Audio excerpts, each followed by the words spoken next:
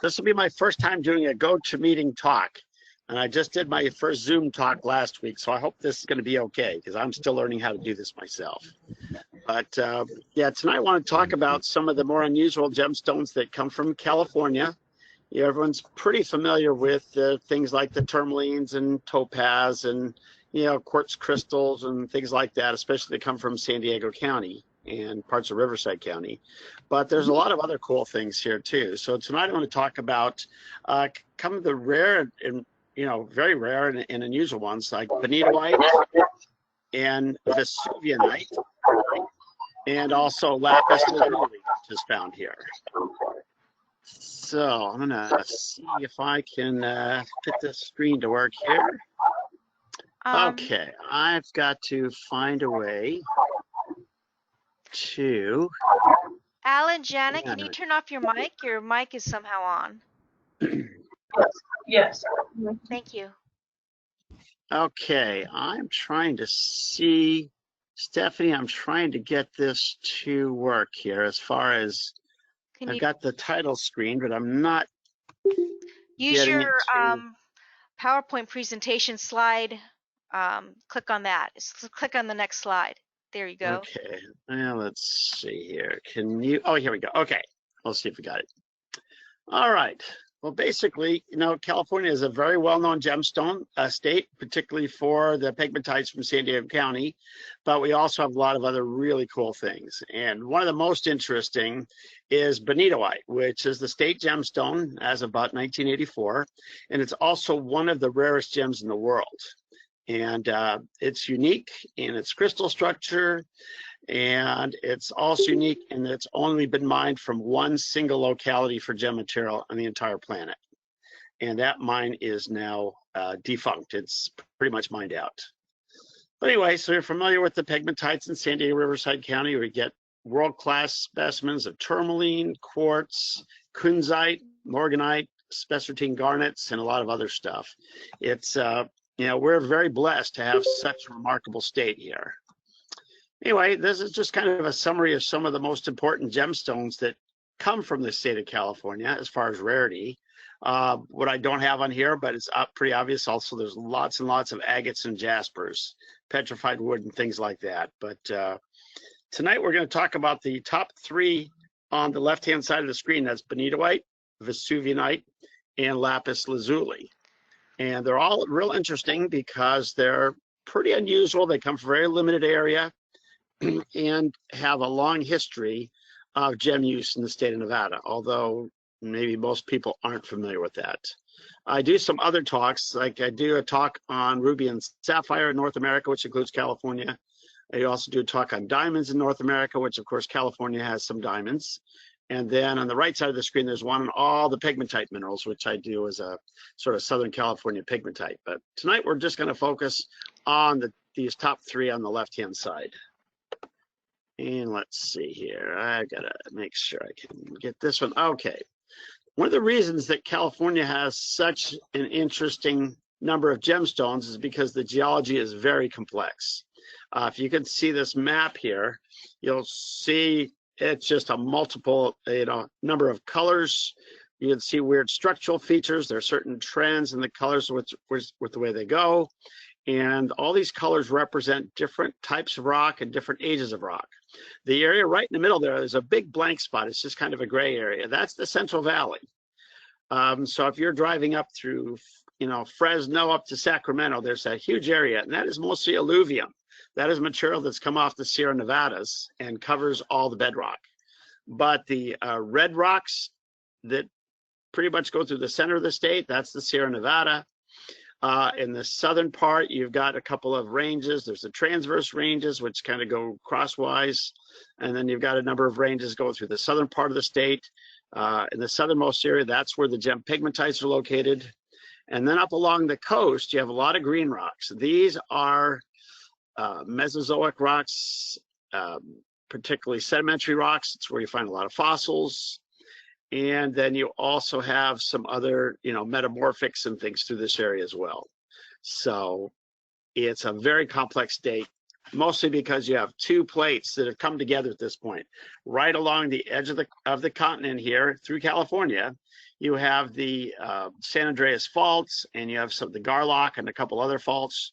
And you can see the San Andreas. You can see my cursor runs right along the edge, and that is the boundary between the plates. So where we are is actually part of the Pacific Ocean plate. You know, in Ventura, Oxnard, Los Angeles, all the way down through Orange County, it is actually part of the Pacific Ocean plate and not the North American plate.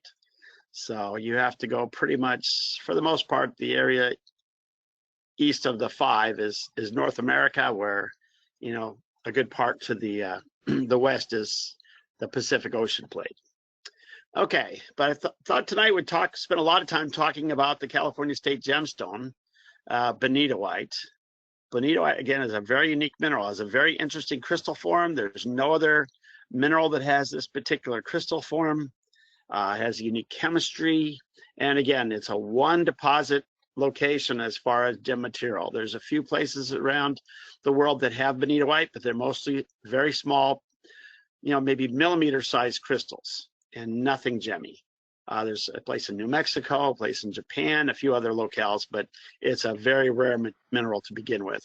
And the crystals and the gem material from California is absolutely exceptional, as you can see by this picture.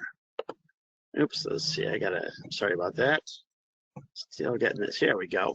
Okay, to give you an idea of the geography, the bonitoite deposit occurs in the southern part of San Benito County. That's what it's named after. It's kind of sandwiched in Monterey and Fresno County, right down the very bottom where the 3 counties come together. And again, it was just a very interesting place. It occurs in metamorphic rocks. In fact, one thing about this talk tonight, all of the minerals we're going to talk about are metamorphic minerals. So, you know, the pegmatites are igneous. This group of minerals we're going to talk about tonight are metamorphic. Okay, just to give you a history of the bonitoite mine, it was discovered in 1907 by a gentleman named James Crouch. He was a prospector, and he received financial support, they used to call grub staking, by a gentleman whose last name was Dallas. And in 1907, a specimen was brought to Professor George Lauterbach at the University of California, Berkeley, to identify, because when Crouch found it, he had no idea what it was. He knew it was really unusual. And so Lauterbach analyzed it and found that it was a unique new mineral and names it after Benito, Benito after San Benito County. Okay, now it had some beautiful gem material, so it very quickly became of interest as gem materials. And there's a kind of a popular myth out there that George Coons of Tiffany & Company, who was notable for bringing, California and U.S. gemstones to the market, that Tiffany was responsible for marketing bonitoite. And that's actually not true. The original rights to sell the stones as gem material went to a company out of San Francisco. And the mining occurred between 1907 and 1912. And it was very short-lived.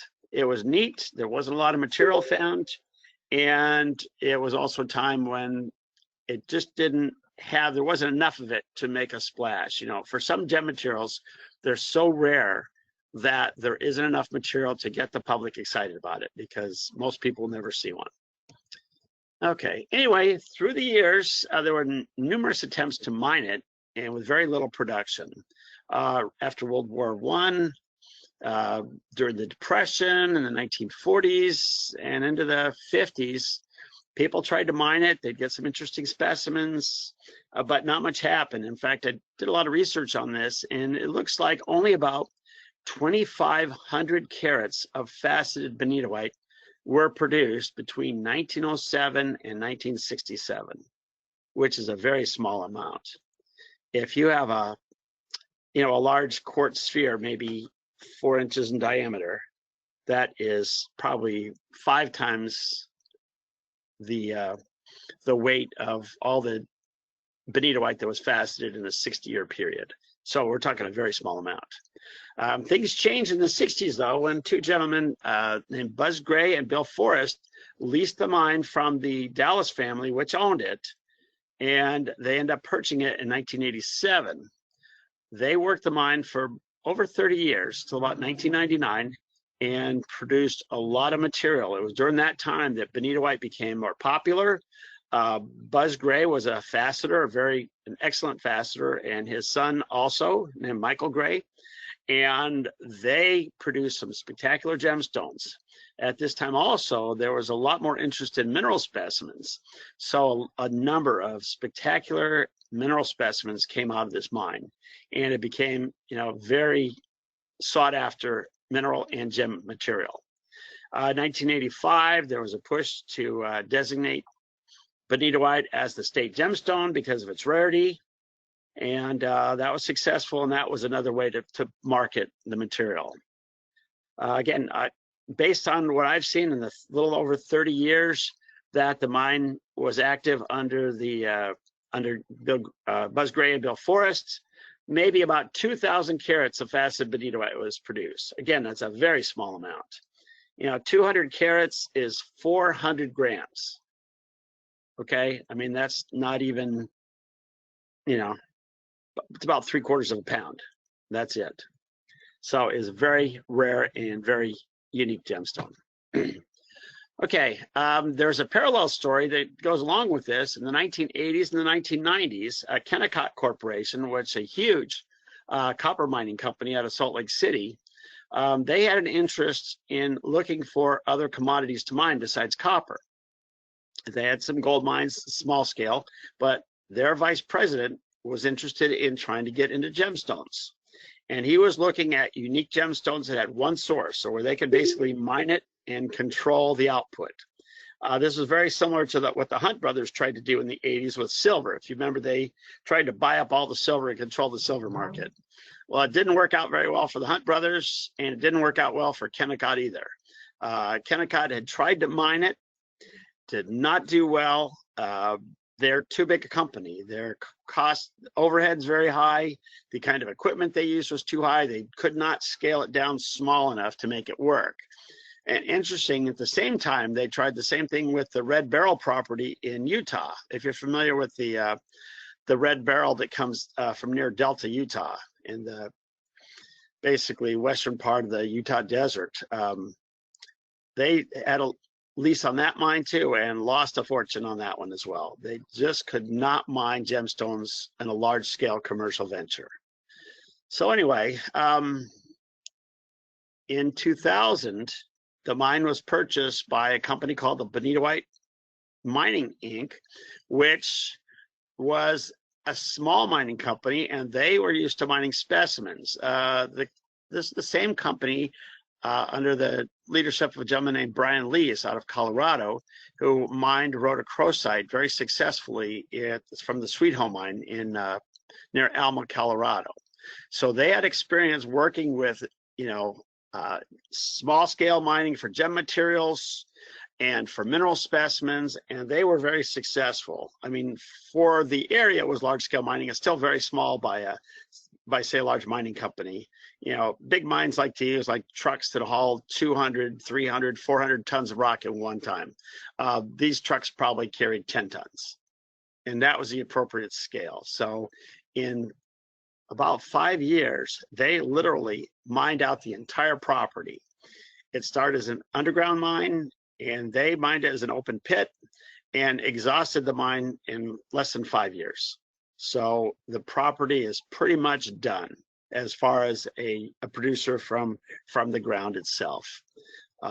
In 2005, it was then purchased by another gentleman. He operates it as a feed dig, where they go through the waste material, and you can kind of prospect on the property looking for stray boulders and rocks that may have come off the original deposit. But the mine is basically played out. There's a fault underneath the mine, and they mined right down to the fault. So they literally got every scrap of bonitite that was in the ground. Okay, well, this is what everyone was looking for. It's a beautiful mineral. It's generally a beautiful blue color, very similar to sapphire. There is some material that's colorless to very pale blue. That also can be very attractive because benitoite has a very high refractive index. So it has when you cut and facet a stone, it really looks nice. It's a very attractive gemstone. Most of the material, though, is pretty heavily included. And in this picture that I've got here, the crystals are triangular. So you're going to see a lot of triangular shaped material that's cut. In this case, this is the triangular crystal, one of them, and there's a big white area right in the middle. This benitoite is found with some minerals, one's called naturalite and others called crossite. And many times the crystals are included with these other minerals. So generally a large part of the crystal is too included to cut. What you generally see though is along the edges, it's pretty clean and not much in the way of inclusions. So generally it's just the corners of these triangular crystals that are actually the ones that are cut. And so you'll see a lot of interesting shapes, a lot of weird shapes, and a lot of modified triangular shapes as far as material that is cut from the rough. Okay, just to give you a quick idea of the geology, again, this occurs in relatively recent, within the last 200-300 million years worth of rocks. This is material that is primarily Jurassic and Cretaceous age stuff. These are oceanic rocks as opposed to continental rocks. You're not going to find dinosaurs here or anything else. This is material they started mostly as basalts and some sedimentary rocks, limestones, shales, things like that. And they were subducted. As the two continents were coming together here, this material was pushed down very deep into the earth. Some of this material may have been subducted down 20 miles, 30 miles, maybe even more. So this material was melted, partially recrystallized, and then was brought back up and eroded, so we get to these levels.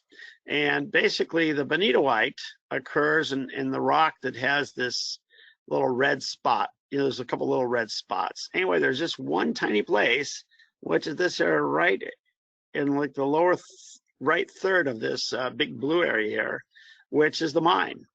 There's a couple other places that have potential, and they found some very little crystals of benitoite, but nothing of gem material, nothing of any size. In most deposits, benitoite crystals on the order of a millimeter. They're very, very small in general. But in this particular location, you can get crystals, up to 2 or 3 centimeters. Basically, some crystals up to an inch or a little more, which is just a world-class deposit. Okay, so basically, like I said, these are serpentines, which are altered basalts that have been subducted down into almost to the mantle, and they'll have other types of things like they call glaucophane schists or these blue schists. These are again more metamorphic basalts. This is all part of the subduction of the continental and oceanic plates at the borders. The benitoite did not form at that time. It formed later. And it occurs in the rocks in fracture fillings. Again, this area has been heavily faulted and shattered. So there are fractures that go through this rock. And at a later time, hot fluids with some mineralization deposited the minerals in the fractures. And that's where the benitoite occurs. There's a mineral called naturalite, which is a bright white zeolite mineral, and that's the typical matrix. There's some rare minerals like neptunite, waukeanite, fresnoite, and a few others that are found there. They're generally pretty rare. And there's a couple minerals that were unique to this area alone. You've got waukeanite and fresnoite, which are found, just in this very small area around the benitoite mine. And just for a little bit of geology, or say mineralogy, this has an interesting formula. It's a barium titanium oxide, BaTi309. So it's a barium, mineral, which is kind of unusual. It occurs as a hexagonal crystal. Quartz is hexagonal, 6-sided. In this case, what you see is basically they're triangular shapes, so they're called trigonal. And this is basically like double trigonal. These occur as triangular crystals, where if you took the middle and you just pulled it out, you get these really cool forms. And so that crystal structure for benitoite it's the only mineral with that particular form. Okay, this is what the benitoite looks like in the host rock. You've got this dark brownish material, which is the altered basalts. You know, it's kind of serpentines and things. This blue material in here, that's bonitite. And then the white material is the neptunite. I'm sorry, not the neptunite, the naturalite. So what happens, the bonitite occurred in the fracture fillings, and then after that occurred, then at some point, the naturalite filled in the rest of the cavities. So when you mine these things, you have to dissolve the naturalite, the white material, away to expose the bonitoites on the rock.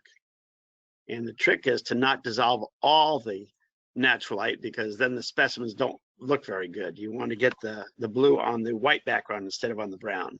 So there's a real trick when you prepare mineral specimens that you have to be very careful on how you dissolve it. The stuff does dissolve in acid, but it's a very slow process, and you got to be very careful not to go too far.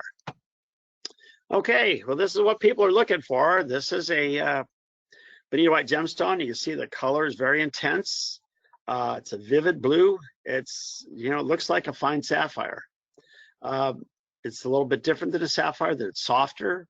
This material has a hardness of about 6.5, so it'd be similar to moonstone or, you know, things like that.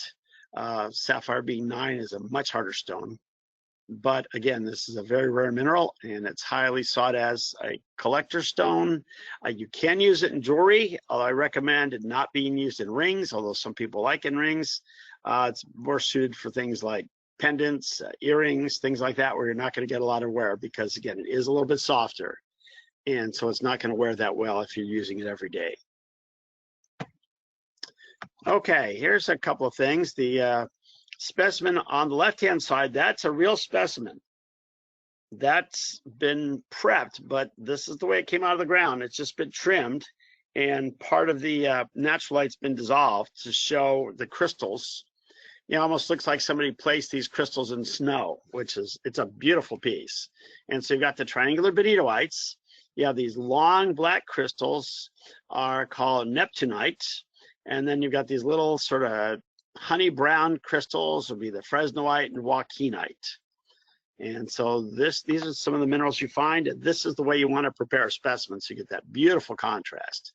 If you look at the rock on the right side, that's a material where the bonitoite is still on the specimen, but they've dissolved all the naturalite away for the most part.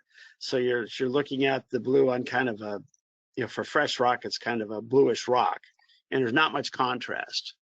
But in this case, that's useful because they've dissolved all the naturalite off, so you can see how this material fluoresces under ultraviolet. Bonitoite is highly fluorescent, bright blue under shortwave ultraviolet. In fact, a lot of people that prospect for bonitoite will go at night and they use a black light, and that'll help them find specimens.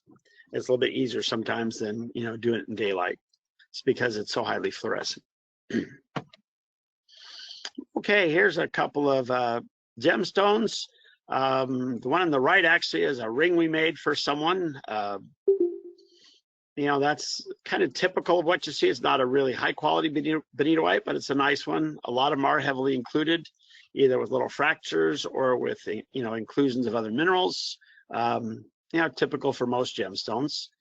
The one on the left, though, is a real interesting one. This is a gemstone that one of my customers found on a feed dig up at the bonitoite property about maybe 7 or 8 years ago. I think it was 2012 or 2013, where a gentleman found a partial crystal, and he brought it to us, and we cut the stone for him, which is a little over a carat. It's a really nice stone, actually. It's pretty clean.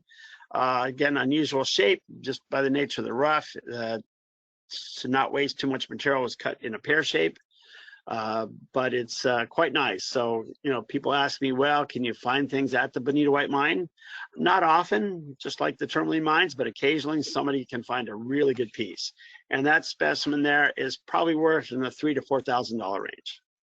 So not a bad find. Okay, here's an idea. This is kind of a cool picture because it shows a little bit of the color range. This is out of a book called The Color Encyclopedia of Gemstones by Joel Aram. This gives you an idea of some of the color range for the blues of bonitoites. You go from very pale, like this one, the top center, which is a very pale blue. Actually, in real life, it's actually more pale than this, but it's very lustrous, and it has a lot of it's got a high refractive index, so the crystals really look good. This thing really sparkles. That's one nice thing. The lighter color ones, what they don't have in color, they make up in a really beautiful presentation. And again, these stones are all out of the collection of Joel Aram. And I've actually had the privilege, I've sold 3 of these stones for him because I'm selling his collection. So bonitoites, you know, again, are pretty rare. Finding anything over a carat is very unusual. I think the largest stone that's found was about 13 carats as far as a cut stone, which is pretty unique. But most, probably 98% of all the material cut stones under a carat. So anything over 1 carat is really rare. Oops, let's see, try this. Okay, should I take questions now, Stephanie, about bonitoite before I go on to my next subject? Or do you want me to go through the whole thing? I think you should just go through the whole thing unless someone has something pressing. Okay, perfect. All right, next we're going to talk about another metamorphic mineral that's called Vesuvianite. It was named after Mount Vesuvius, where first crystals were found. It has some other names. There's an older name for Vesuvianite, it's called Idocrase. There's some variety names. One is called Californite because there's been a lot of material found in California. And there's one particular location called Pulga up in Northern California, and they sometimes call it Pulga jade because some of the stuff does look a little bit like jade. These are pictures. This is a picture of a big piece of Vesuvianite rough. Again, it's a metamorphic rock. It occurs in limestones that have been basically cooked, if you want to call it that, by igneous rocks like granites that have come up through them. So it's called contact metamorphism. So sometimes you'll find things like grossular garnets and some other things with these, but it's some pretty interesting material. On the left, there's some tumbled stones from one of the locales that we'll talk about tonight. And you can see it's got a halfway decent, good, you know, color for green. But the green can vary from a bluish green, like the one on the left, to this dark green. And there's some really cool colors in between. Anyway, I keep hitting the wrong button here. Okay, the most famous area for Vesuvianite is from Happy Camp up in the Klamath and I guess Trinity National Forest, way up in Northern California. This is up near the Oregon border in the Siskiyou Mountains. Happy Camp was a little gold mining camp that goes back to the 1840s. And there's several rumors about how this material was found. And let's see, I'm gonna do this again, sorry. Here we go, sorry.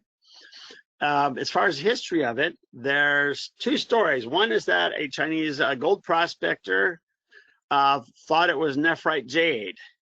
And this is up in this Happy Camp area. There's another story that was discovered by a doctor on his land in the same town around 1902. My guess is they're probably both right. It was probably initially found by a Chinese prospector because he would have thought about jade. It was probably discounted for a long time and then rediscovered by his Dr. Highway in the 1900s.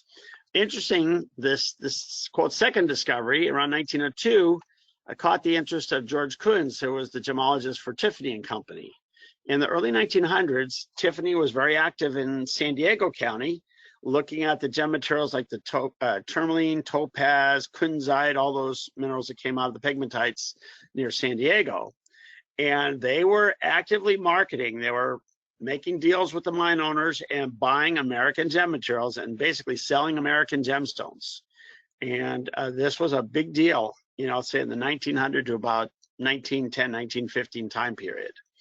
And so, and George Kunz told about this. He went up to the deposit, he looked at it, he liked it, and he promoted it as an American gemstone under the variety name Californite.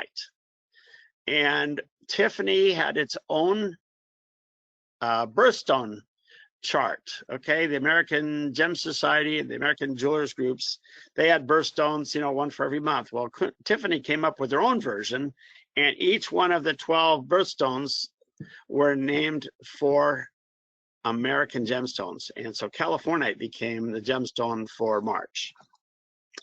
Okay, an interesting thing about this property, it was very, popular for mining for gem material, mostly for cabochons. In the 1930s, a gentleman named James Kraft, he was the heir to Kraft. I think he may have been I think he was the heir to Kraft Foods. He bought the property originally for hunting, but he liked minerals too, so he was mining Vesuvianite from his properties up there. And so a lot of material came on the market in the 1930s and 40s. In fact, there's a lot of articles and things like Lapidary Journal and other rock and gem magazines that pretty much go into the history and a lot about Vesuvianite. But it's a pretty neat mineral. I'm going to show you a few things here. There are several other deposits beside the Happy Camp one that have produced some nice material. One is near the town of Pulga, which is in Butte County, and near Selma and Tulare County in the Burro Valley and Fresno County. In total, there's maybe a little more than a dozen Vesuvianite locations through the central part of California in some of the metamorphic rocks.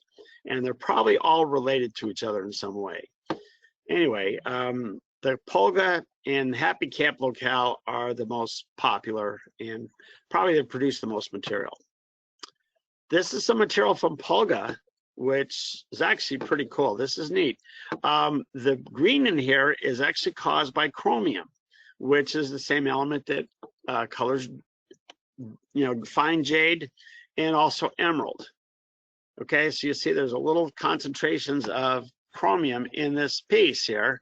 So you get the really intense color. Where there's not so much, you get a very light color. But this is the material that they called Pulga jade.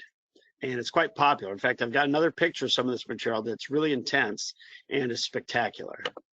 Oops, let's see, I'm gonna do that again here. Okay, so I said, these are found in impure limestones that come in contact with, these other rocks. So it's cooked. You generally have things like grossular garnet and mica with them. Interesting thing about the Happy Camp deposit is that because it's a gold area, you occasionally can find the Vesuvianite with flecks of gold in the Vesuvianite, and that makes a heck of a cab. Those are pretty rare, but I've known people have actually got them. And just for fun, I've given you the chemical formula. Remember before for the bonitoite, the formula was barium, titanium, and oxygen. We'll take a look at this thing. This is a beast. This is an extremely complex mineral, and it's got a lot of elements in it. And yeah, I'd never be able to memorize this one. Okay, now here's some gem grade Vesuvianite. This is why it is desired as a gem material. It makes some spectacular cabochons. Occasionally it's good enough to be faceted, but generally it's used for carving, for cabochons. It's great for spheres, things like that, but it's quite a nice material. And again, this, the best qualities could be very, very, desirable. And you can find Vesuvianite slabs. There's some old material that's floating around. I'm sure if you go to some of the shows, you'll actually find some of the California Vesuvianite. And it does take a good polish. It's got a hardness of about 6.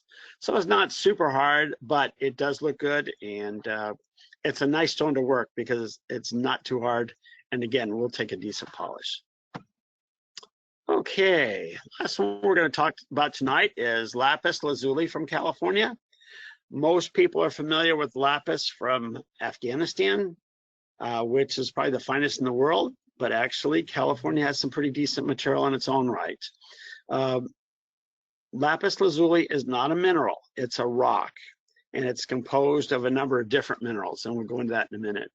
But this again is found in metamorphic rocks. This particular area is right near Mount Baldy, just up behind to the town of Upland. And so it's it's a great Southern California locale. It's in Forest Service land, and it is possible to collect up there, and I'll talk about that in just a little bit.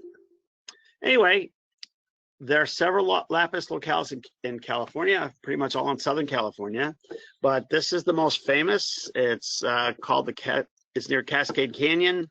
It's actually on Stoddard Peak, not on Mount Baldy, which many people think it is. It's in San Bernardino County. This material was found in the talus or float, material that's fallen off the hills. These are mountainous areas, so it's pretty steep terrain and heavily wooded. It was found by a dealer, a mineral dealer named Mr. Wilkie from Palo Alto, California, about 1910, and it was identified as lapis. So local miners had seen it previously, but they thought it was a silver area. They were trying to process it and get silver out of it, which was never going to happen. So, but it was, you know, it took a mineral dealer to identify it as something neat, and then it became good for mineral specimens and for gem material. And, you know, it is quite possible that it may have been discovered before that. Maybe even Native Americans might have used it, although I don't know that there's much evidence to that. But certainly it's been on that mountain for a long time and just coming off. It comes from very high up in the mountain. In fact, if you've ever gone out to collect the ruby crystals from Cascade Canyon, this occurs above the ruby area. So it's very difficult to get to. Okay, so lapis is not a mineral, it's a rock, and it's composed of multiple minerals. There are three that can give it the blue color. There's a mineral called lazulite, sodalite, and one called hauene, which is weird spelling, it's a German name. But those are all blue minerals. And so you can have any combination. You can have just one of the minerals in it, or you can have two or all three. And so that's why lapis, you know, each piece of lapis, you know, looks a little bit different from the other piece. It depends on the concentration of these minerals. And in addition to the three that give the blue color, you also find diopside, pyrite, quartz, calcite, and even graphite. So, and this occurs basically, again, it's metamorphic. It's where sedimentary rocks are altered, where they come into contact with igneous rocks. So you have the San Bernardino Mountains. Basically, they've been pushed up by granites that have come from underneath. And so where the granite comes in contact with the limestone, it literally cooks limestone. The minerals between the two different types of material mix together and create new minerals. And that's how the lapis is formed. Also how the corundum crystals are formed as well, the rubies down below in the same deposit.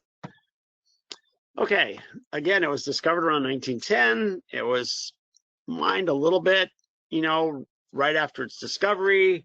Then with World War I, you know, it was dropped. It was mined again in the 1930s. You'll see there's certain times when gem materials are mined, or even gold, and it has to do with the economic climate, also to do with political climate in some cases. So there was a lot of gem activity before World War I. Then during the war, things shut down. Miners were needed to work in the metal mines, so there was no production of gemstones.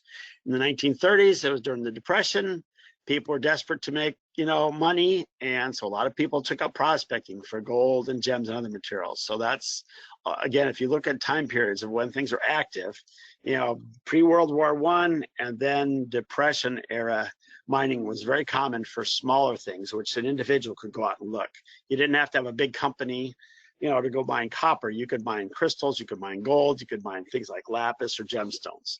So anyway, in the 1940s, actually a small mining company was created to mine the lapis. They discovered a large vein. It was pretty thick. It was about 2 to 3 feet thick. And they mined that for a while. In the late 50s and 60s, the Forest Service, which this land is on, basically prohibited blasting and heavy equipment. So the basically mine closed up. They couldn't do it. In 1979, the deposit was claimed by a man named Sam Spiersta, and for a couple of years, he was actively mining it. Now, here's some of the material. This is called the Bighorn Mine, which is where the primary production is. It's not a bad-looking material. You can see it's a pretty decent blue. Takes a good polish and is quite nice for decorative material. In fact, there's a few people even today, I think, that will go out and prospect and occasionally find some decent material up there. But this is pretty typical of the quality, and some of it's not bad. It's actually pretty decent. Okay, so anyway, this Sam Spiersta, around 1979, 1980, he mined up there and was producing about 50 to 150 pounds of good quality lapis per day. So it was a heck of a hike up and down the hill, but he got pretty good. So I think he'd mine a couple days and bring it down the hill. Anyway, in there's an interesting story. He was shut down by the Forest Service. It was a big lawsuit. In fact, you can find it, if you go online, you can search for this thing. This is a big deal. The reason that the previous company had shut down is because this area in 1964 had been converted into a wilderness area, and what they call withdrawn from mineral entries means you cannot mine it. And so the previous company closed up and went home, and this gentleman did not know that this was the case. Since he was mining up there, the Forest Service found out in 1980 and basically sued him to stop. They had a big court case, and in 1984 the claim was invalidated, and he was kicked off the claims by the Forest Service. Now, you can still go up there and look for the materials float. It's weathering off the hills and, falling down into the canyon. So, if you go up to Cascade Canyon, say you're looking for the ruby crystals, you may occasionally find some lapis as well. So definitely look for that as well. Okay, just to give you an idea of the geology of this area, again, it's kind of complex. There's a lot of material that's, intruded here. The star, which is this blue star right here, that is the location of the lapis mine. And this occurs, and there's quartzites and marbles and limestones, all kind of altered sedimentary rocks in this area. They're all basically become metamorphics now. And there's some white, or actually some yellow things here, these big long things that look like little worms or something. Those are actually landslide material. So this is very steep up here. So this is the kind of thing, if you're climbing up the hill to get to this area, it's like, one step up and 2 steps back sometimes, because there's so much talus or just debris on the hill. So it's a little bit treacherous. It's also heavily wooded, a lot of manzanita and other stuff up there. So it's difficult to get through some of that stuff. So it's a challenge to go up there to collect. But it's, for those who do it, I guess it's worth it. Okay, now what's interesting is that although that's the best known, there are several other areas that produce lapis as well. And one of them is a place called Brayfogle Canyon in Death Valley. There was a mining company created in 1908 that tried to mine lapis from this area in Death Valley. It's called Lapis Lazuli Mining Company. This is out of an old report by the U.S. Geological Survey. I don't know much about this mine. I don't know about much production, but apparently they did get some material out of there. And also in Inyo County was a mine called the San Carlos mine. That's in some of the old California records. You don't see much listed. I've got a little interesting story though. There is one gentleman who I met in the 1980s who did have a little lapis mine in Death Valley, but I don't know if it was the Brayfogle Canyon or the San Carlos mine. I think the San Carlos mine was up near Telescope Peak, and I actually suspect this is where he was mining. And he was an interesting character. He lived in Tacoma Hot Springs, and I was working as a geologist at a mine in Death Valley at the time in the early 80s. And my boss, who lived in Tacoma, said, hey, you got to go out there and meet this guy, Paul, and see his lapis. And so I went out with him one day, and we went to look at this guy. And he came out of his house. He's, if you've ever been to Tacoma Hot Springs, it's a really tiny community and not much going on there. But this gentleman is kind of short. His name was Paul, and he's called Little Paul. It turns out he was one of the Manson followers in the 1970s. And he actually basically bailed out on that group before they moved to Los Angeles on their little terror spree. And he's actually mentioned in the book Helter Skelter. He was a witness for the prosecution against Manson in Charles Manson's trial. So this guy, it was actually pretty brave to do that, because, those people are pretty crazy. But anyway, so he helped get Manson prosecuted and, sent to prison. In the meantime, he did this, and he also he farmed marijuana, because when I went to see him, he had just come back from Hawaii, and he offered us basically marijuana cigars. This is like the biggest marijuana cigarette that I'd ever seen, but didn't really participate. Kind of like the lapis though, and it was interesting. Unfortunately, he was kicked out by the Park Service too. They expanded the park boundaries, and they took in where he was working, and was not able to continue. But he had some really nice specimens. So from what I've heard too, there's several other possible locales for lapis. out there. Not much is known. I'm always saying if anyone knows of any of the locales, I'd like to know about it, or maybe in some old museum collections. But outside the Cascade Canyon, there's very, very little material, although there's, maybe as many as 3 locales that have been identified as having lapis lazuli. And again, Southern California is pretty right because of these conditions. We have limestones adjacent to igneous rocks like granites, where there may be some other areas out here where you can find this kind of material. And so when you're out, poking around, if you look like Lucerne Valley, up in the area around Big Bear and the backside, going down into Apple Valley, you've got all these granites, and they've got the limestones that they pushed up through. Like if you see where these limestone mines are out in various places, it's possible somewhere that there is some lapis that hasn't been discovered yet. So, it's a good idea to keep an eye out for things like that, because you never know what you're going to find in some of these areas. And I think that's the end of my talk here. So I will basically say, if you have any questions, I'll take them now. And let's see, that's my next talk, so we'll get out of there. Oops. Okay, I'm gonna leave this on here. This is my part 2, which we'll do another time. This is on jade. So awesome. So about what hardness is the lapis in California? Is it about standard hardness? Yeah, it's pretty much the same. It's almost identical to the material from from Afghanistan. It depends mostly on the minerals that are in it. Obviously, if it has a lot of pyrite or quartz, it's gonna be a little bit harder. Sodalite's a little bit harder than the haween or the lazulite. So again, but yeah, it's almost identical to the material from Afghanistan. Just not as much of it. Oh, that's because I was going to say it looked like there's more or less blue in the stuff that you saw as opposed to the stuff you get out of Afghanistan, the rock itself. Right. Yeah. Well, it's a bigger deposit there, but there are some pieces that are just as intense blue as the stuff from Afghanistan. I have a question. Sure. This is Kathy. Yeah. On the bonitoite, since it's a state stone and it's very rare, does there tend to be fakes out there? That's interesting. There is not. To my knowledge, there's not a synthetic. And I mean, it's theoretically possible, but of course not. And nobody's really tried to duplicate it. The thing is, it's so rare. If you are making a bunch of fake bonitoite, there's not enough market to, I think, make it worthwhile. So, and because of the inclusion and some other things, it'd probably be pretty easy to tell them apart. But yeah, to my knowledge, there has not been any synthetic or imitation bonitoite that's been made, which is really good.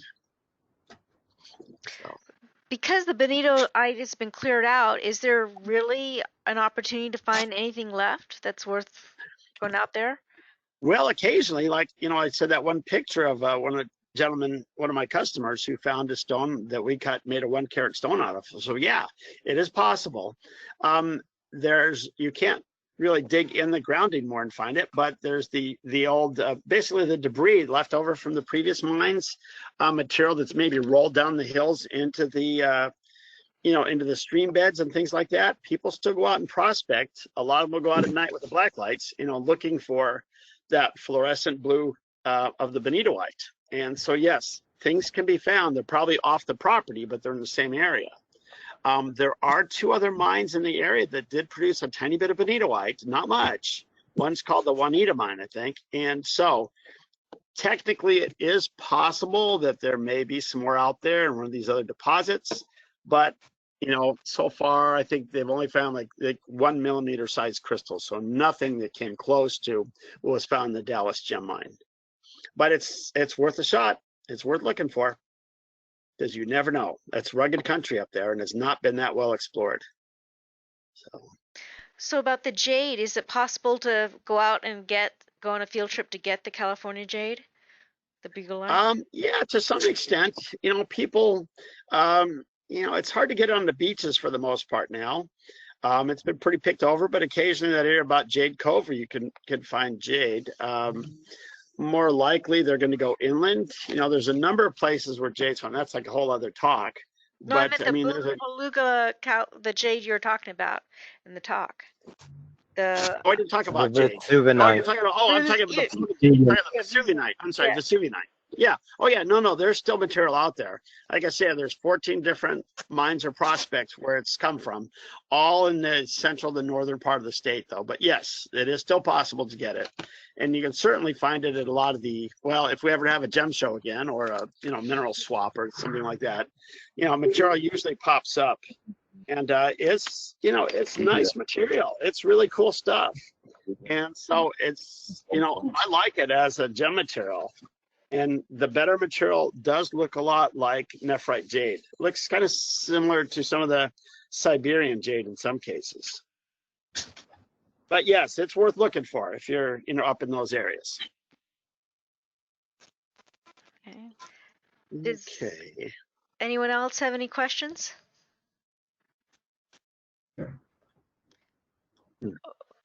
Yeah, actually, you said that the bonitoite had the last mining company stripped it out all the way down to the fault. Yes. How deep was that? Do you have any idea? Not very deep. I think less than 50 feet. Yeah, Wow. it was not much. It was a very small sliver of, it was not a very big deposit. And it's possible that a lot of the material had been eroded away previously. So what you may have is that, there may be a lot of material that's down in the valley fill. So maybe if you went through all the debris, you started digging in basically the dirt, you'd probably find some. Mm. But the mine itself, all the hard rock mining is done. In fact, let me go back a little bit here. So I have a question about that. So okay, with all of the bonitoite, like that mine in particular, like so that it's just like a huge crater basically that they cleared out when basically just an open pit mine. Yes, open pit mine. And you can go there and like mine for a fee, or yeah, it's a fee dig. Yes, yep, you can go there. They have different types of things. They have it's set up similar to what you see at the Ocean View mine. If you've been down there, they've got the tables with the screens and, and the wash tubs basically, and you pay a fee for the day to, to go through some of the old mined up material. I think they have a separate tour in the evening where you prospect with black lights. And so you go out, just on the hillsides looking for material that way too. How much is the fee usually like to go out there? I don't know. It's not cheap. I think it was about $100 to $200 depending on which dig you go on. Okay. It's a little bit pricey, but again, occasionally. Like I say, the evening dig was $1,200 a few years back. Really? Wow. Wow. Well, all right. We didn't go. We went to the day one. Yeah. How much was that? Back then, I think it was like 100, but that was still high. I mean, even the tourmaline mines weren't at that price yet. Yeah. So they're probably maybe 150 now. It depends on, depends on what he's got. I don't know what he's got left. Yeah. I mean, we did find some nice stuff, not gem quality, but right before it becomes Jimmy. And the great state doubled. I mean, they won at the county fair, so we found some decent stuff. So. Oh, good. Yeah, there's a lot of crystals you can find. They're pretty heavily included, but you can find nice crystals out there. I think most people do find some. Gem material is hard, but like my customer found a stone that might be worth up to $4,000, so he paid for his trip. So. Definitely. It's probably fun to do it at least once, just to say you've been there. So it's probably honestly a lot easier to find the ones at night too, because with the black light and stuff. Yeah, that's probably why obviously it's so much more. Right. Yeah. Yeah, because I'm sure they paid a lot for that property at any price, and so they're trying to get their costs back. Plus operating. The feed dig during the day, they have a black light room. So during the day when you're sifting, you can go into the black light room and look at everything before you before you go to your next your next bucket or whatever you want to call it. So I think they kind of do both. Yeah. The evening one, they said, I mean, that's like a 12-hour trip. They take you up in their truck because it's a 8 or 12-wheel truck that you go up in. So I can see why they have to spend that kind of money. There's liability issues because they take you up to the bottom where they used to blow up. One of the owners did a lot of blowing up the mine, so dynamiting. So they take you to that area where it's been dynamited. Right. Yeah, and you could get lucky. You never know with that stuff. But it's worth it. And if you find a nice specimen, like, well, here's the material on the screen. It shows what it looks like at night. I mean, it's a bright blue, so it will stand out. If you have a halfway decent light and you're out there at night, you'll find it. And so yeah, your chances are probably better than even screening, but again, much higher price. But and there's probably some other areas up there that you could go to which aren't part of the claim that you could probably look around, and you might find something there too. Again, if you're downslope from the claim, because a lot of that material is moving down the hill over thousands of years, so you may find some material that was eroded away a long time ago. So any other questions? Hey, Walter. Yeah. Mm-hmm. I'm going on a trip in the end of the month to Big Bear. Is there anything else I could look for up there besides the lapis? Oh yeah, there's all kinds of stuff up there. Number one, gold is the most popular. Holcomb Valley up behind Big Bear Lake is well known for gold. I've seen half-ounce nuggets come out of there. Wow. Yeah, I mean, there's some impressive gold. Yeah, most people use metal detectors up in there. There's some old quartz crystal mines. In fact, there's one, I think it's called the radio crystal mine, where they were, mining up there for, crystals used in radios during World War II.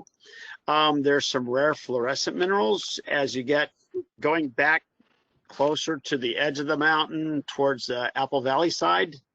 If you take that road past Big Bear going to the north, I don't know if you've ever been, there's a back road that you can go to Big Bear from. Either there's a mine, a limestone mine or a marble mine that you go through. It's so say if you're going to Big Bear from Apple Valley, you kind of wind up the hill on the backside, and anyway, there's some mines up there where they're mining limestone. It's actually sort of marble for cement.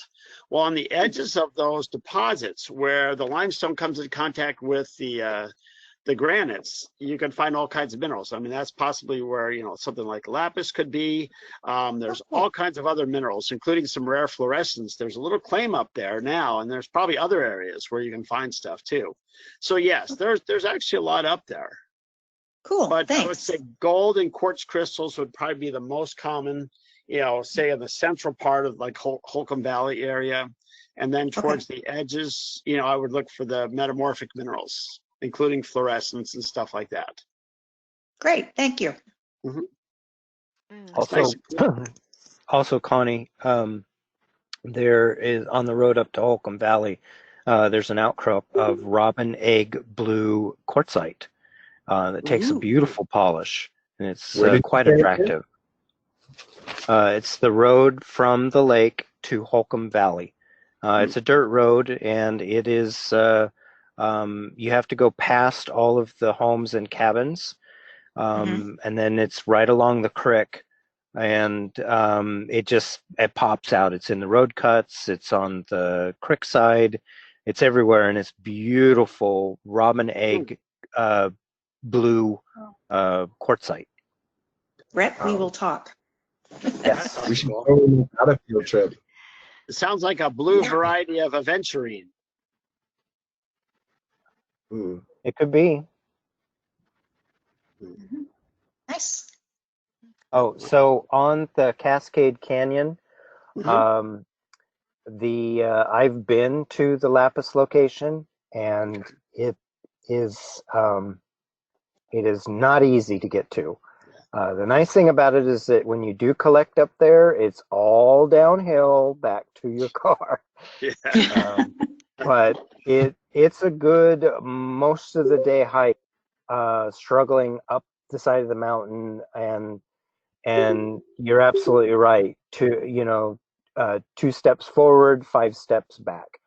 So it is not easy. It's a lot easier to collect the rubies than it is to get to the lapis. Yeah, and there's a And lot of the poison vegetation. ivy and poison oak out there. That's right, as well as the manzanita. Yeah, there's a lot. So, Which I think the manzanita has the ticks, right? yeah, why not? Probably. Yeah, it's not an easy locale. It's not for anyone who's not in really good shape. So, Well, It wasn't easy for me when I was in good shape. yes. well, those dark brown minerals that were on that specimen that's on the slide there, what were they called again? Okay, there's a couple. One is called Joaquinite, named after San Joaquin Valley. And the other is called Fresnoite. So yeah, these are rare minerals that are just found in this really small area. But they don't have the same kind of value to them as bonitoite? No, but they are rare minerals. I mean, they do have some value. They're also beautiful. It's just they're pretty tiny. They're usually pretty. Yeah, they are. But most of them are kind of between like a 0.5 millimeter and 1 or 2 millimeters. So they're not very big. But if you found And do they have any other value as far as manufacturing? No. Or no, they're not the kind of rare earth minerals that you would use for cell phones or anything like that? No, unfortunately not. And they're extremely rare. I mean, there's not much of this material at all. I mean, even if you had 1,000 little 1 millimeter crystals, I mean, that could fit in the palm of your hand. So Wow. so there's not much of that out there. They are very rare minerals. That's really But cool. for collectors, they're pretty cool. Commercially viable. Now, an interesting point on neptunite, which are the long black crystals, they're not actually black. No, they're just aren't. A very deep, deep red color. That's right. That's right. Yeah, and they're highly reflective. So when you look at them, they look black. But yeah, if you had a very intense light, they're actually a very dark, dark red. Named after Neptune, I'm assuming. Yeah. But I think they're the finest neptunite crystals in the world come from the same mine. So yeah, it's a very unique mine. Just got really lucky, didn't it? Yep. And someday someone's gonna be lucky and find another spot nearby, which is similar to this one. So you never know. Someday someone will find something up there. So whether it's in our lifetime or not, I don't know. But it's worth going if you're up in the area there. So there's a lot of other minerals to collect up there. There is a white jadeite location, not to be confused with nephrite jade. This is the kind of jadeite that the Chinese culture highly prize. And there's garnets, there's some world-class serpentine that comes from up there. And there's just a lot of really interesting minerals and a lot of industrial grade asbestos. Ooh. That's right. Yeah. Yeah, because this is in the general Clear Creek area. Have you ever been up to Clear Creek to collect plasma agate or the the Clear Creek jade? This is not far from there. Yeah. Where are we It's within, I think, maybe about 15 miles. By world. Yeah, it's rough country up there. Yeah, and for a long time that area was closed because of the concern about asbestos just from the off-roading there. So. Well, I enjoyed that the second time just as much as the first time, Walt. Oh, thank you. Do we have any other questions? Okay, well, part of me should do a ruby thing instead of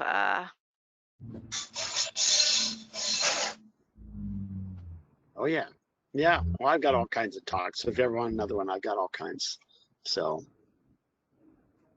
Well, thank you. This was really informational. I didn't know thanks very much. much any of that. Yeah, it's always better to come Good up and job, talk in Walt. person. It's better to talk in person, but thanks very much. So I enjoyed it. Thank you. Thank you so Thanks, much. Walt. Thank you. Oh, you Very bet. Thank You you, guys Walt. have a great night. Thanks. Thank you. Thank You you. too. Okay, so thank you all. I'm going to start the meeting again, and we're going to start at the general minutes, our wonderful thing. Does anyone have any changes or revisions to the minutes of the OGMS June 3rd minute meetings as they appeared in the rock bag? Can I just ask, what are the minutes? They're the record of what happened at the previous meeting. Okay. I figured. Thank Yeah, you. you saw them in rock bag, Nolan. Uh-huh. They're usually just kind of a dry synopsis of what happened during the meeting. Quick summary. Gotcha. Yes, exactly. Okay. So do I have a I motion move to that we accept? accept the. I move that we accept the minutes as they were printed. Okay, and do I have a second? I second. I second that. Okay, and do I have a vote to accept the minutes as they appeared in the rock bag? I'm gonna say Aye. everyone says aye. Do I have a nay? I Hi. Okay, any opposed? Okay, I'm gonna go the motion that the motion to accept the minutes as they appear in the rock bag has been approved. So next thing is programs. Gail, what is our program for our next meeting in August? Gail, are you still here? What happened to Gail? Well, I have that we have, I'll just say that we have Mary, Pat, and Dick Weber. They've been talking about having Argyle Diamonds. I believe Argyle Diamonds is something that VGMS may have. I'm not sure if they've settled it, but I believe that was what the next trip, that's what our program is for August. So I'm hoping to see all of you here and let your friends know. And next up is Brett Johnson for field trips. Brett. who? Brett. Who? Me? Brett the owl. How's my volume? Your volume's Good. fine We for can hear me. you. Okay. So we are actually having a field trip this month. Yay! First one since March. The field trip is going to, was posted in the newsletter, and it's going to be to Palos Verdes Estates, where we will be going to Bluff Cove to collect glaucophane. Glaucophane in this location is exceptionally nice. It's very well foliated, meaning it's all got little swirls in it. The predominant color is green, and it takes a wonderful polish. It is a very hard stone, in the neighborhood of 6.5, almost 7. So it is a good working material, but be prepared to be at the machines for quite a while you're working on it. You also find some other exceptional colors. I have found some wine purple. I have found some beautiful canary yellow, orange. Found a brick red one once that was about the size of a loaf of bread. There's some beautiful white material.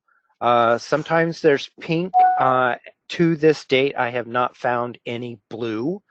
The exceptional blue material does come from Santa Barbara County, and I have not found the source of that. But when I do, I'll let you know. Now, for the month of August, we were planning on having a camping trip to the Greenhorn Mountain Rose Quartz location, but that ain't going to happen. So I wish to postulate to the membership, and I would like to get a feedback from everybody tonight about possibly doing a field trip to Glass Beach in Fort Bragg. This is a guaranteed field trip to go and collect material. You will not be disappointed. It's a beautiful location and it's easy to get to. It is about a 9-hour drive, but once again, it is a camping trip, so that's to be expected. I just want to find out if that's something that the membership would like to do. If you all remember from last year's talk from my husband, who did that sea glass talk, and this is your opportunity to go and collect your own sea glass. I've heard Yes, that Jean. I've heard that they discourage people collecting up there. Well, that did not happen 2 weekends ago when I was up there. There were a lot of people there, and a lot of people came home with material. Well, they're encouraging people to wear masks, and they aren't doing that either. So, okay. I used to live up in Northern California, right up close by there. Actually, I went there a lot, like growing up, and you can totally like collect there. I've never had anyone say anything to me.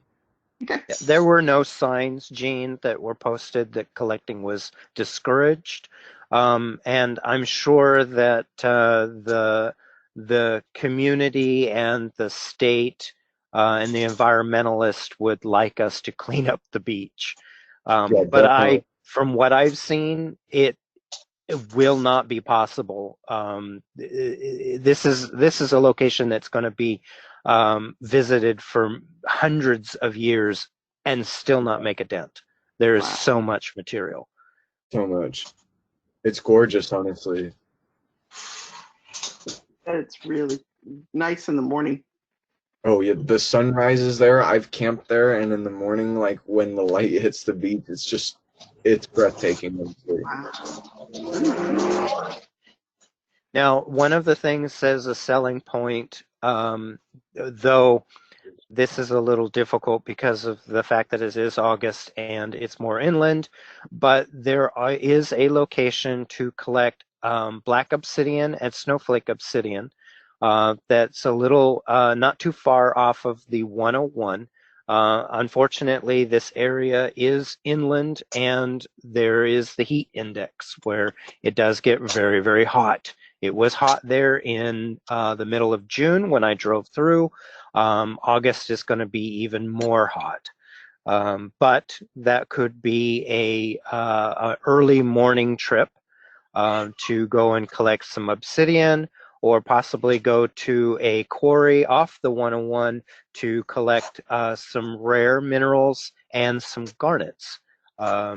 So, like I said, I'm trying to come up with ideas to do a trip in August. It is my month and my responsibility, but the biggest obstacle is the heat. So going inland to a lot of our usual locations is not ideal. That's why the Greenhorns was highly sought after, because it is at high altitude, and so it doesn't get terribly hot up there. But that's not on the books right now. So, what happened to Davis Creek? It was closed and then got reopened right at the time for us to have the field trip. But when it had gotten closed in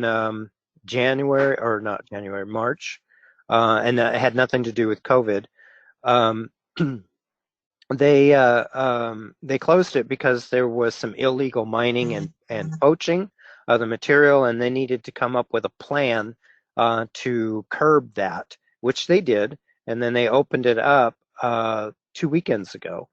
And but unfortunately, it was too soon for them to open it for me to get a trip planned, and we were still in the heat of the issues with the riots and COVID, and certain campgrounds were still closed. They had just gotten to open that weekend, so getting that all planned just didn't work out.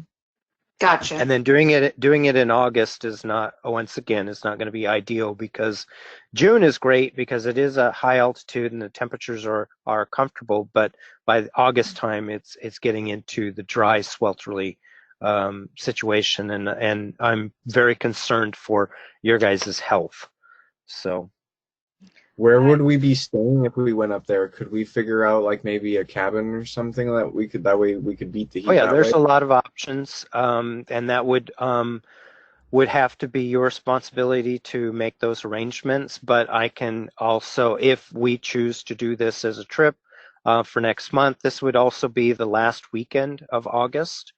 And if we did this as a trip, I would provide options for camping, RVing, Airbnb, or hotels, things of that nature. I would make that available in the write-up for next month's newsletter. I would definitely be willing to, like, you know, pitch in for all the cost on that, like for everyone as a group. Pay ourselves. Well, that's very generous of you, Nola, but let's wait and see how many people want to go first before you volunteer for something like that. 800 people, Nolan. You're going to be sorry. No. Brett, So, there was a comment ma'am. that said Fort Bragg sounds cool. I wonder if camping may not be allowed. I'm not sure. Can you comment on that? The camping is open and allowed, though there are only certain campgrounds that are open. Okay. Any other comments? I cut someone Yeah, a off. question about the upcoming field trip. That's July 11th, right? Correct. Yeah, that wasn't the question though. I went to sign up for it and there was no way for me to sign up. I could read all about it, but there wasn't a selection for me to say, join this field trip. Well, you have to become a member of Who's Coming first, and then you should be able to click on the link and sign up. Yeah, I was able to do that with the VGMS ones, but yeah, okay, I'll try again. Okay, I'll check Try on that. again. Yeah, sometimes the website will do that. I mean, VGMS has had that problems before too. So try again on a different day just in case. And Brett, you might want to send a text to Terry. Sometimes it's a button she has to push. Okay.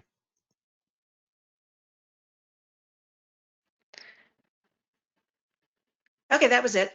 Okay. Any other comments for Brett or feedback on which trip you prefer? Which one would you prefer, baby? The 11th. I would definitely like to go on the 11th. No, she's talking about August. Okay, for sign August? up at the Nolan. Sign up at the Who's Coming website. All the information is in the newsletter. As for the difference between going to collect sea glass versus obsidian, which one is further away? Driving distance. What do you mean? Well, you said that it's 9 hours to get to the sea glass. Correct. How far is it to get to 9 the hours. obsidian? 9 hours for either one? Yes. They're The about, obsidian. like, Yeah, the obsidian is going to be an additional field trip on top of going to Fort Bragg to collect sea glass. Okay. So okay, cool. if you've had your fill on Friday of collecting sea glass and you want to go out to collect the obsidian, which is about 2 hours up the road, up the mountain, then you're gonna drive the 2 hours and you're gonna pull over to the side of the road and you're gonna pick the obsidian out of the road cuts, put them in your bucket, put them in your car, and then drive the 2 hours back to Fort Bragg, where it's a hell of a lot cooler, and go and collect some more sea glass. Or pack up your stuff on Sunday and come home. So Okie I dokie. want to ask you, it would definitely be better to have like a truck for this, right? No. No? This could be a passenger vehicle both trips. Awesome. You might need a truck for all the rocks you collect, though. That's true. Yeah, I might need 2 trucks. Okay, unless there's anything else for Brett, I'll move on to the next topic, which is treasurer Kathy. Kathy Scarf. Here I am. Okay. Hello. Hello. We are solvent. and all of our bills are paid current. Good. Always like to hear that. So Carolyn Howe, you're online. How about membership? Do you have anything you'd like to add? Say. We lost Carolyn. She was here earlier. So all I want to say is just welcome to our new member, Nolan, and let's say hi again to all of you who may or may have seen him. Hey, welcome. Hi, Nolan. I'm very glad to be here, and I'm really excited to be a part of this. Wonderful. We're glad you're here, and your girlfriend too. So Yeah, she's going to end up being a member soon. I have the application printed out, and Carolyn, I'll end up bringing that by to you probably like sometime next week. yeah, I'm not sure if she's still on. I just can't. Yeah. She's just, I don't know. And so I'm going to say I went to the P.O. box, junk mail. So I'm going to go to you, Jean, shop steward. The only thing to report is that the city went in today for some maintenance, and that's pretty much all that's been going on down at the shop. It's sadly neglected and lonesome, and I'm sure that it can't wait for us to get back in there and grind some rocks. And just to let everyone know, we signed the deal understanding with the city. We got that all taken care of. They just need to send us we're good a copy. for 3 years. Yes. Yay! Yeah, so next is to you, Laura, editor. Hi. So the rock bag is miniature sizes as you've seen. Just not that much to put in it when there aren't very many things like field trips and shows and stuff like that to go to. But I hope you enjoyed seeing the pictures that Chris sent over of projects that she's been working on during quarantine, and I would like to have some of those from everybody. I'd like to see what else is, people are doing. Hi, Adrian. Hello. And the other part is there was a meeting for CFMS. They did the executive committee, but I don't know anything about it yet. They have not released the minutes from that meeting yet, so I don't know what kind of decisions were made, or if any. So as soon as I have those, I will send them out with the bulletin. Okay. I don't think Lisa's here, so I'm just gonna move on about that.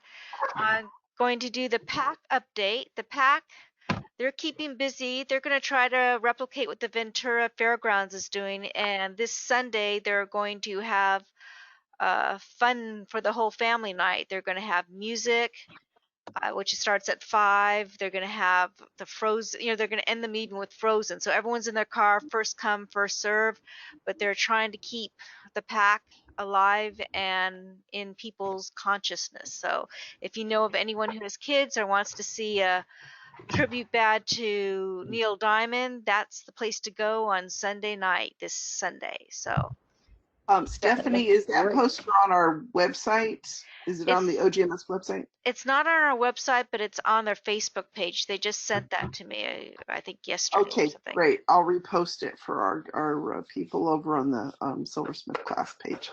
Okay. And so that's what they're up to. We don't have a lot of stuff going on, but the officers like Brett are keeping, trying to keep things alive and doing that. So you might consider whether or not you like to be an officer or do one of the positions for, take care of, one of the tasks for an officer. We're going to have our nomination committee in September, so you have a couple months to think about it. But I don't know about anyone else. This pandemic is really throwing off just days. So if you start thinking about now, by the time you realize it, it'll be September. So just please keep that in mind. So I'm going to ask if anyone has anything new they would like to talk about or bring to the membership, if they like to have any new business. Otherwise, I'm going to thank everyone. Are we talking about having a show yet? Are we talking about whether or not we can have a show yet? Well, God honest truth, I'm going to tell you that McDaniels has stated that they do not cover insurance for pandemics. So that's Yeah. kind of a negative. So we need to be very careful. And frankly, the state of California is putting the hold on what comes next and openings because unfortunately, the virus has not stopped spreading. I know that's true in Arizona. It's kind of true now. I think we're at a tipping point where either everyone needs to get serious about wearing masks or something, or it'll get worse before it gets better. So until it gets better, it'd be just wrong for us to commit or book anything. And I'm not even sure we can book something that large because the county requires having seating and everything at least 6 feet away from each other. And I'm not exactly sure how we could hold a show where everyone has to stay a minimum of 6 feet away from everything, with every dealer being 6 feet away from people. I mean, how can you look at stuff close up if you Right. have to stay 6 feet? Right. So, Well, that's why I'm thinking that if we're not sure and we really cannot plan it now, it needs to start being planned now if we're going to pull it off. So if we can't do it, I think we should make the announcement. We're going to take a break for this year and plan a bigger one for next year. well, I like to bring that up at the board meeting to officially sign off on that. But I do Okay. think that's what we need to accept, is that we will not be holding a show this year. I'm sad to do that because, frankly, I miss looking at rocks and I miss fondling rocks and I miss, seeing everyone I see at the shows. There, I know. there's I a know. show being held in Montana. Ah, I'm tempted to go. I've thought about driving there to go. Do they have free parking? This person, Ann Pierce, she just made a very good point. If insurance won't cover the pandemic, all attendees should sign a release. True, but we're not Trump. As we all know, signing a release doesn't mean a lot legally. And as an insurance agent dealing with business insurance, I'm telling you now, as she told Stephanie, it sounds like the liability has not been determined. The health insurance companies aren't going to pay for it forever. So as a business, we have to be very, very careful about that because we can be sued. We don't know that they're going to win. Even if they sign a release, we can still be sued. So it's something that, unfortunately, because we are a business, even though we're a nonprofit business, we're a business, we need to take that issue up. And the other issue is we always have over 100 people come. That is where the line is drawn. 100 or more right now is not legal. So I don't think it's going to be legal in November either, but it's more the liability issue that Stephanie brought up. If McDaniels has already mentioned that to her, it's a biggie. Yeah. Yeah, and if you go into something eyes wide open, knowing full well that that's what the danger is, and then something bad does happen, then you're kind of on the hook for it. Period. I mean, it's just a moral issue at that point. It's like you knew what the dangers were and you did it anyway.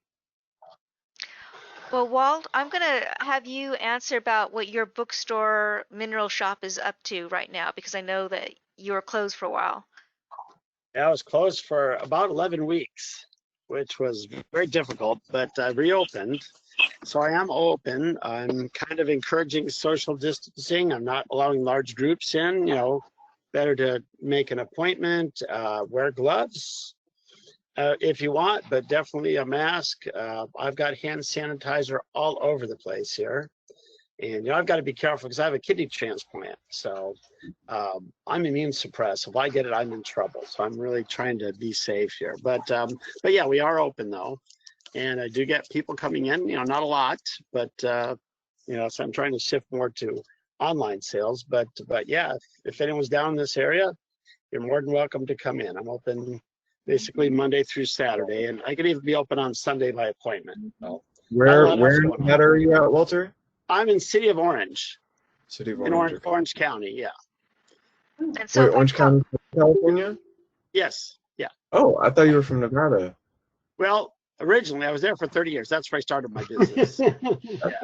I relocated here about almost 11 years ago. Yeah. I've had the name since 1989, so I didn't want to change it. What's your shop called in Orange County? I'd definitely love to come check you out. Yeah, it's Nevada Mineral and Book Company. We're kind of a full-service rock shop, mineral store, bookstore. We also do custom jewelry. We kind of do everything related to gems and minerals. So we got fossils, meteorites. I've got thousands of books. You know, we have lapidary material, slabs, you know, just decorator items, you name it. yeah, that's the, So you know, we've I'd got say quite- I call would ahead definitely. and say what you're interested in, but like, I don't know about anyone else, but I see something in the corner. It's like, I'm interested in that too. So, Yeah. Yeah, we've Seriously. got quite a bit. Lately, I've been working on a lot of mining history items that I'm actually framing a bunch of big mining stock certificates and bonds just, you know, for wall art. So we got all kinds of Piece of stuff. But history. yeah, but we sell gemstones and, you know, you name it. So I like to have a little bit of everything for everyone, from kids' rocks to, you know, fine collector pieces. That's so awesome. Yeah, and one thing, I just got a couple of huge collections, and one of them is over 2,000 mineral specimens. The other's about 1,000. So I've got Wow. specimens like everywhere. oh, geez. Oh, but yeah, and I'm going to be open. I know that's making me itch to go look at it. Yeah, well, I'm going to be open on the 4th of July because nobody's having family picnics and there's no fireworks. So I decided, heck with it, I'm just going to open up the store. So if you're Yeah, around go this look at weekend, them. you're always welcome. So, is there any other new business or anything? Hey, Stephanie, Yeah, I have a question for Walter. Yes. sure. Walter, do you know anything about the Ocean View mine? Is that open yet? It is open. I just took 2 trips this past month down there with groups of people. They are limiting number of people. It's not as many as last year, but they are open and people have been finding stuff. Yeah, I took 2 groups, 2 different weekends this last month. I usually take, you know, about 6 groups a year down to the Ocean View. They've limited number of people. It's not as many as in the past. So it's about, you know, maybe half of the normal capacity. But yeah, they're active right now. Are they finding things? They are. Okay. When's your next trip again? I'm not taking a group again till October because now it's going to start getting hot. You know, actually, it's probably okay this weekend. We were lucky this last month. We had days in the, you know, high 70s to low 80s. It was beautiful. But you know, one of these days it's gonna hit that 90 or 100 mark down there because you know it is in eastern San Diego County, so it gets pretty hot. But I guess so far we've had a late June gloom this year, so it's not been bad. But yeah, but I mean, this last trip, I mean, a couple of people found some beautiful kunzites. One person found a nice, really blue aquamarine crystal. It was fairly opaque, but it was gorgeous color. And I've seen some cuttable material, a couple tourmalines and a couple of aquas that came out that are cutting grade. So you better get your band packed. Stuff. Yeah. But yeah, the mine itself was closed for about 3 months though. They're now, you know, they opened around June 1st. So. Okay, great. Thank you. You're welcome. Anyone else with anything they'd like to add or ask of anyone? I want to see my boyfriend. Caroline, come here. Oh, come here. Come on, come here. No, come here. Come here. Come here. Look, right here. Come on, come on. Come on. You made him look at Laura. Ah, there he is. There he is. There's my boy. Hello, sweet boy. The kitty's biting his ass. Uh-oh, go. Hey, you know what? I got my fix. I just had a thought while you guys were talking about the show and the, you know, and then they're doing the movies in the parking lot, I guess, at the Seaside Park and stuff like that.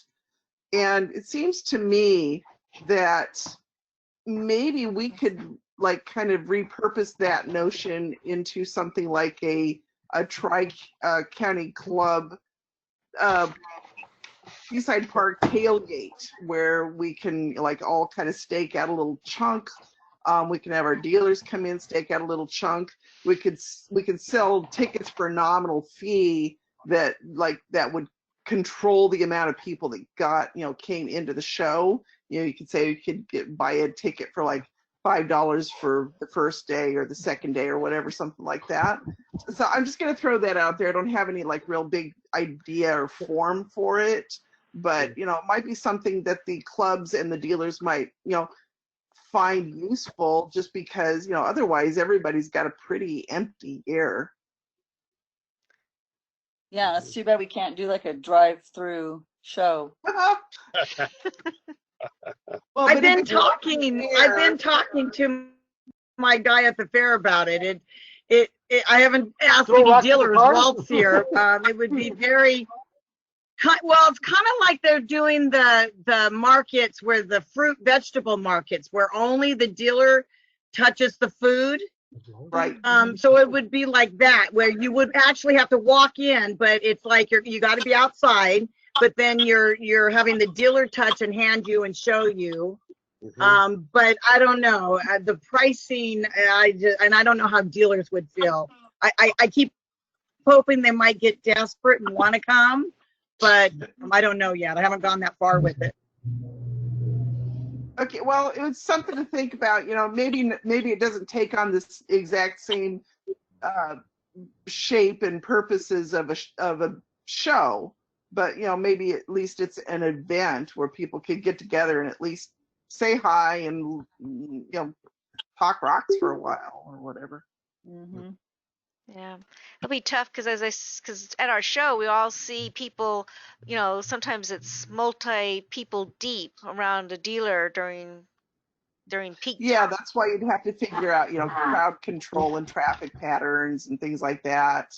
And it would probably take a fair amount of work. So it's but since we don't know how long this thing is going to go on, might be something to start at least, kind of rolling around in your noggin, because it might be a while before we get rock shows otherwise.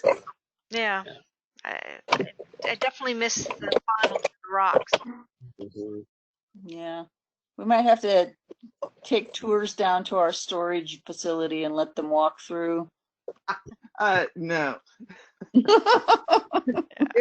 the fairgrounds parking lot isn't fresh air enough and good enough air circulation, that is not going to work out in that storage area. No, it just has to be one at a time. One person walks through, looks around. Well, I don't know. The price of admission is they have to clean a little bit in there. Kill some spiders. Well, I'm going to say thank you to everyone for showing up. I'm going to